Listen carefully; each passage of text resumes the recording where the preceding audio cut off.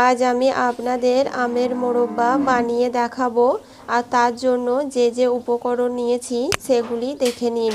এই দেখুন, এখানে আমি ডাঁসানো আম নিয়েছি।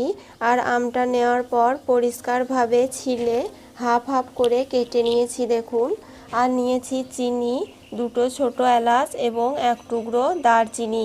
এই মাত্র 3টি উপকরণ দিয়ে আজ আমি আপনাদের সুন্দর করে ডাঁসানো আম দিয়ে মোরব্বা বানিয়ে দেখাবো।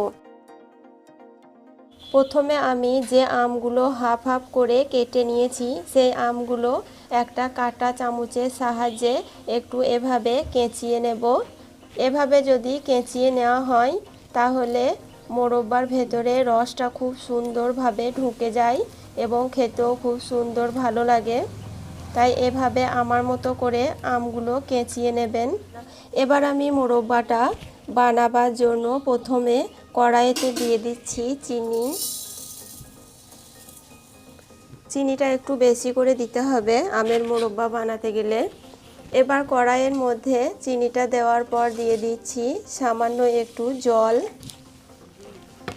দিয়ে নাড়াচাড়া করে চিনিটা রস করে নিতে হবে। ঠিক এভাবে নাড়াচাড়া করে চিনিটা কিছুক্ষণ ফুটিয়ে একটা গাঢ় চ্যাটচেটে রস বানিয়ে নিতে হবে।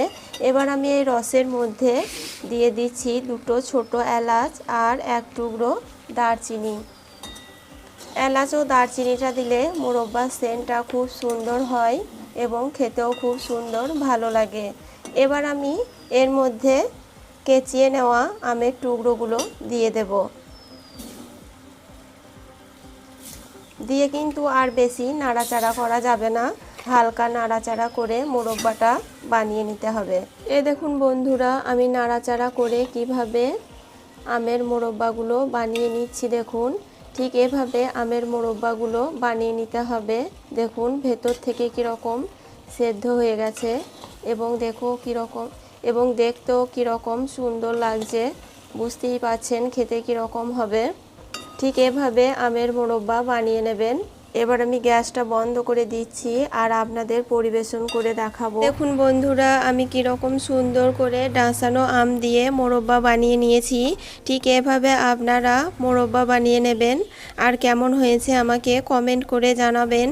আর আমার এই রেসিপি যদি আপনাদের ভালো লেগে থাকে তাহলে আমার চ্যানেলে আরও নিত্য নতুন ভিডিও দেখার জন্য চ্যানেলটি সাবস্ক্রাইব করে দিয়ে বেল বাটনটি ক্লিক করে দেবেন।